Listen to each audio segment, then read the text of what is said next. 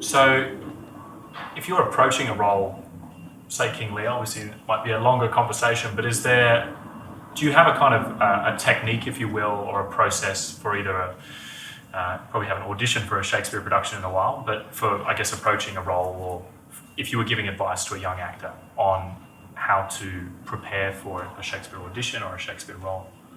I guess the first thing is to choose the right piece for yourself. If you're auditioning, to choose the right piece that you think you can identify with as a person. And then you need to do as much research into the language as possible. Looking up every word of the language. What does it mean exactly? What did it mean back then? What does it mean now? Why did he choose to put those words together? Because that's what Shakespeare does so brilliantly. He juxtaposes unusual words. And then try and feel the Mozart, find what's driving it, what's the passion behind the speech.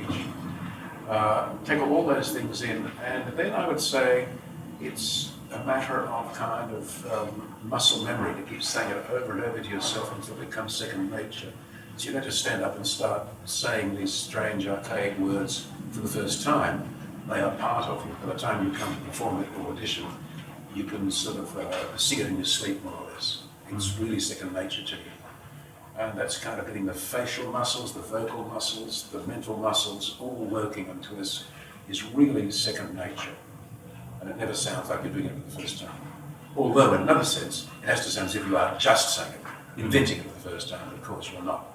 You've prepared for this very, very fully. It's like an athlete will train and train and train, and then the spontaneity come the event is what gets you over the line.